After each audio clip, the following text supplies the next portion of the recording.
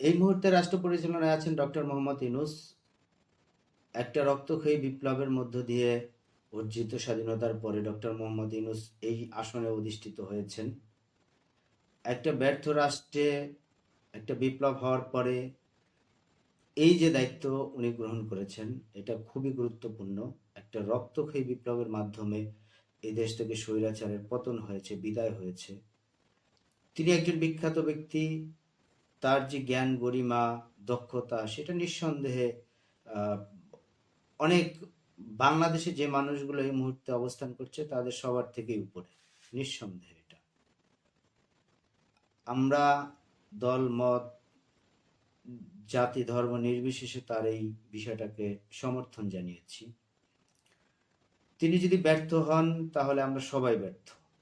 কিছুদিন যাবৎ আমার পরিচিত মহলে, যেখানে আমি সাধারণত চলাফেরা করি, সেই মহলে ডক্টর ইউনূস যে ব্যর্থ হচ্ছেন, ব্যর্থ হবেন, সেই কিছু আলামত নিয়ে কথা বলছিলাম তাদের সাথে। এবং গত দুদিন যাবৎ সেই সেম বিষয়গুলো নিয়েই দেখছি যে অনেক বিখ্যাত বিখ্যাত ব্যক্তিগুলো যারা নিয়মিত ভিডিও তৈরি করেন এবং বাংলাদেশে যাদের অনেক ফ্যান ফলোয়ার আছে এবং এই আন্দোলনেরও অনেক গুরুত্বপূর্ণ স্টক হোল্ডার ছিলেন, তারাও একই কথা বলছেন। এখানে ডক্টর ইউনূস যদি ব্যর্থ হয়ে যায় তাহলে আমরা সবাই ব্যর্থ। আমাদের যে ভাইদের রক্তের বিনিময়ে এই অর্জনটা এসেছে, সেইটা কালি মায়ের লেগে যাবে। ডক্টর ইউনূসের বার্ধক্য আর আমাদের চাহিদা, আহ, সেটা দুইটা দুই রকম। অর্থাৎ ডক্টর ইউনূস এই মুহূর্তে অনেকটি বার্ধক্য। তিনি দক্ষ, অভিজ্ঞ, প্রজ্ঞাবান, এটা নিয়ে কোনো সন্দেহ নেই। কিন্তু বয়সের যে বার্ধক্যর একটা ব্যাপার আছে, আর বা আমাদের যে চাহিদা, অর্থাৎ আমাদের দেশের যে সমস্যাগুলো রয়েছে, সেই সমস্যাগুলোর সম্পূর্ণ চাহিদাগুলো কিন্তু আমরা এই মুহূর্তে তার কাছে করছি। সো সেই চাহিদা এবং তার আহ, যে বয়সের বার্ধক্যের ব্যাপার, দুটো মিলিয়ে কোটি মানুষের স্বপ্ন রয়েছে এই মুহূর্তে ডক্টর ইউনূসের কাছে। ডক্টর ইউনূস এই মুহূর্তে যেভাবে রাষ্ট্র পরিচালনা করছেন, সেক্ষেত্রে এই কোটি মানুষের স্বপ্নভঙ্গ হওয়ার সম্ভাবনাটা খুবই নিকটে। এর কারণ হচ্ছে ডক্টর ইউনূস যদি ব্যর্থ হয় আমাদের অনেক ক্ষতি হয়ে যাবে, যেটা বাংলাদেশের ইতিহাসে আর কখনোই এত বড় ক্ষতি হওয়ার সম্ভাবনাও থাকবে না। আগামী 50 বছর, 100 বছরের মতো ক্ষতি হয়ে যেতে পারে। কারণ এই মুহূর্তে এই দেশটা একটা নবজাতকের মতো অবস্থায় অবস্থান করছে। তার ব্যর্থ হওয়ার মধ্যে প্রথমে যে জিনিসগুলো সবার সবাই যেই বিষয়গুলোকে সামনে নিয়ে আসার চেষ্টা করছে, সেটা হচ্ছে যে তার যে টিম মেম্বার, সেই টিম মেম্বারগুলোকে কিন্তু তিনি একেবারে মানুষের পছন্দ মাফিক, চাহিদা মাফিক নেননি। এইখানে আমরা যতটুকু জানি বা জেনেছি, বুঝি, সেটা হচ্ছে ডক্টর ইউনূসকে পছন্দ করেছেন ছাত্ররা, সেটা সবাই পছন্দ করেছে আমরা, ফাইন। কিন্তু তার যে টিম মেম্বারগুলো, সেগুলো কিন্তু তিনি নিজেই চুজ করেছেন। বিশেষ করে যেই মানুষগুলোকে পছন্দ করছেন তিনি, সেই মানুষগুলোর যেই ব্যাকগ্রাউন্ডগুলো একটা এনজিও বেস। আর এনজিও, আমরাও অনেকদিন এনজিওতে কাজ করেছি। এনজিওর কিছু প্রতিবন্ধকতা থাকে, সেখানে রাষ্ট্রের মতো একটা শক্ত প্রাচীরকে আঘাত করা এটা খুব সহজ কাজ না। সেজন্য তার যে আহ, উপদেষ্টাগুলো নিয়েছেন, সেই তার মধ্যে অনেককে নিয়েই মানুষ কিন্তু প্রশ্ন তৈরি করছে, প্রশ্ন ছুটছে। কারণ রাষ্ট্রের মতো এত একটা শক্ত প্রাচীরকে আঘাত করার জন্য, রাষ্ট্র যেহেতু একটা রাজনৈতিক বলয়ের মাধ্যমে, রাজনৈতিক সিস্টেমের মাধ্যমে চলে, সেক্ষেত্রে রাজনৈতিক যে আহ, অর্থাৎ জনসম্পৃক্ত মানুষগুলোকে সাথে না নেওয়ার যে একটা আহ, সমালোচনা আছে, সেটা কিন্তু হচ্ছে। এখন বিষয় হচ্ছে যে আমরা এই কথা কেন বলছি, কারণ আমাদের প্রতিবাদ করতে হবে। কারণ আগামীর বাংলাদেশ এখন যদি ভুল পথে চলে যায়, তাহলে আমাদের আর কোনো উপায় থাকবে না। আগামীর বাংলাদেশ খুবই ক্ষতিগ্রস্ত হয়ে যাবে। তার টিমের মেম্বারগুলোকে সিলেকশন কিভাবে করেছেন তিনি, সেটা তিনিই ভালো জানেন এবং তিনি তার জন্য দায়ী থাকবেন। কারণ হচ্ছে যে তার টিমের মেম্বারগুলো কখন, কোথায়, কিভাবে নেওয়া হচ্ছে, সেগুলো কিন্তু কোনো কিভাবে হচ্ছে সেটা আমরা কেউই জানতে পারছি না। একটা স্ক্রিপ্টের মতো মনে হচ্ছে যে কোথা থেকে একটা স্ক্রিপ্ট আসছে, সেই স্ক্রিপ্ট অনুযায়ী এই বিষয়টা বাস্তবায়ন করছেন উনি।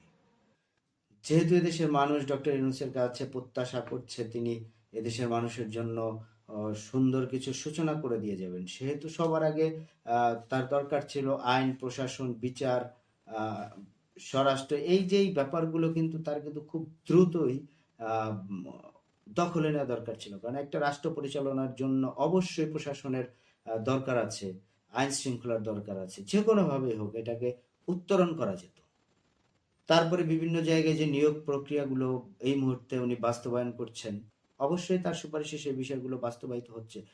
কিন্তু সেটা কোথা থেকে, কিভাবে, কাকে নেওয়া হচ্ছে, জেনে বুঝেও নেওয়া হয়েছে। যেমন অনেক নিয়োগগুলো নিয়ে কিন্তু এই মুহূর্তে সমালোচনা হচ্ছে।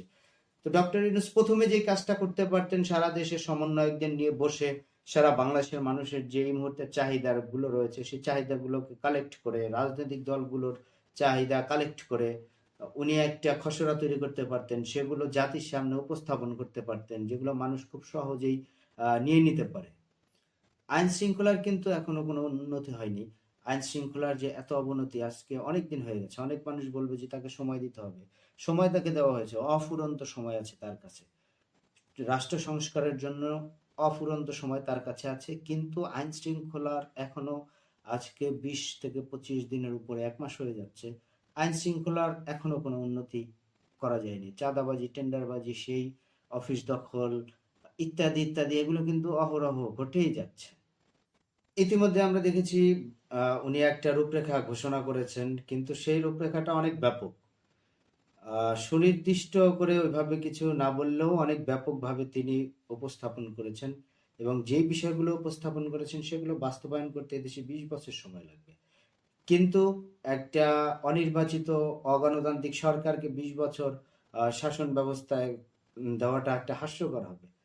তো সেই জায়গায় গুরুত্বপূর্ণ যেই কাজগুলো না করলেই নয়, রাষ্ট্র মেরামতের যেই কাজগুলো না করলেই নয়, সরকারের, প্রশাসনের যেখানে খুব গুরুত্বপূর্ণ কাজগুলো রয়েছে আমরা সবাই জানি, কমন কমন নির্বাচন ব্যবস্থা, আইন ব্যবস্থা, শাসন ব্যবস্থার কিছু জায়গা আছে, পুলিশের, এই ব্যাপারগুলো কিন্তু সহজেই করা যেতে পারতো, এবং মানে এই ব্যাপারগুলো কিন্তু বা ইতিমধ্যেই কোনো কার্যক্রম দেখতে পাচ্ছি না আমরা, দৃশ্যমান কোনো কার্যক্রম কিন্তু সেটা এখনো দেখতে পাচ্ছি না। একটা জিনিস হচ্ছে যে এটা কিন্তু একটা ছাত্র জনতার অভ্যুত্থান, এটা শুধু ছাত্ররা যে অভ্যুত্থানটা করেছে এইরকমটা ভাবার কোনো কারণ নেই। এর পেছনে একজন রিক্সাওয়ালা, দিনমজুর, আম, চার দোকানদারেরও অবদান আছে।